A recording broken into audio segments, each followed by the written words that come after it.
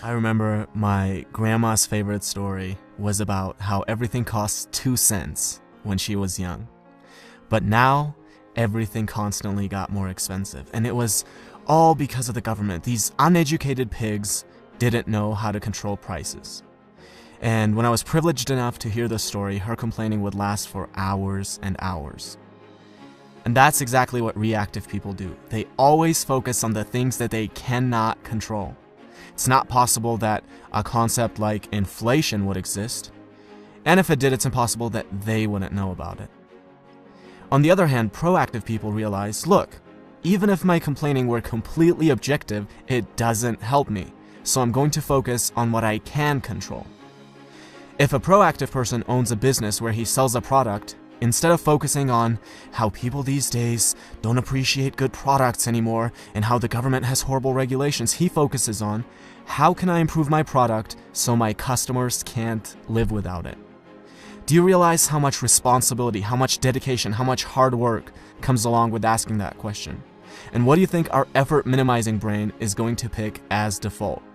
And that is exactly why most people focus on the things that they cannot control rather than focusing on the things that they can. Habit number 1 is be proactive. Now, imagine you're at a funeral, but this one's different from all the funerals you've ever been to.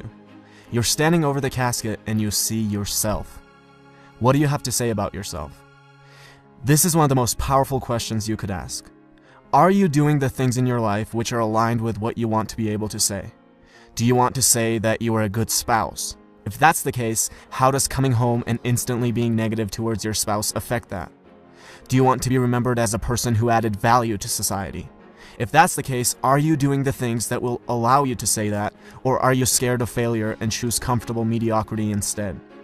Almost every one of us will have to readjust how we live when we ask this question.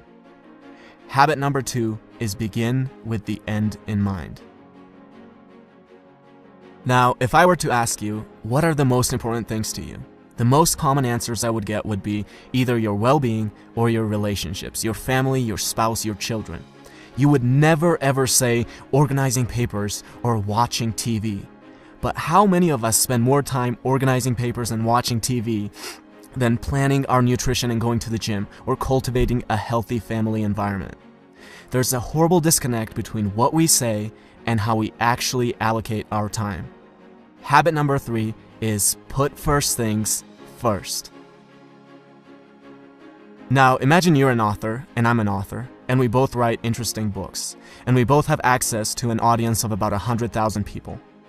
I read your book and I love it, so I decide to share it with my audience, and as a result, you now have thousands of people buying your book and reading your ideas.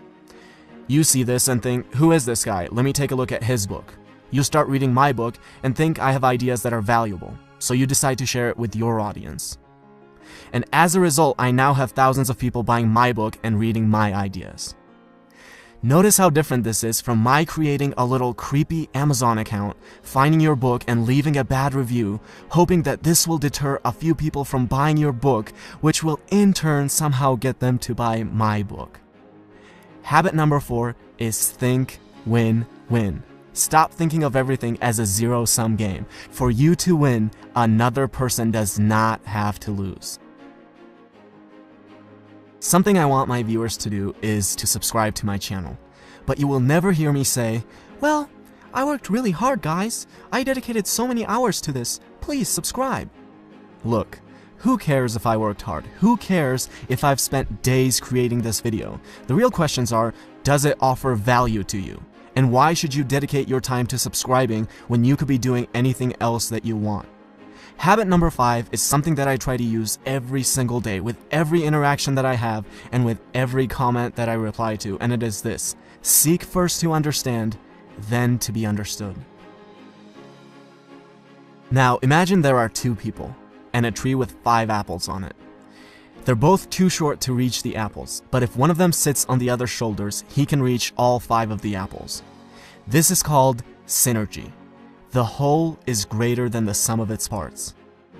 Now, I'll be the first one to admit that you can't achieve this with everyone, but you should always be looking for opportunities to create synergy. With every synergistic opportunity you create, you can gather many more apples than you otherwise would by yourself. Habit number 6 is synergize.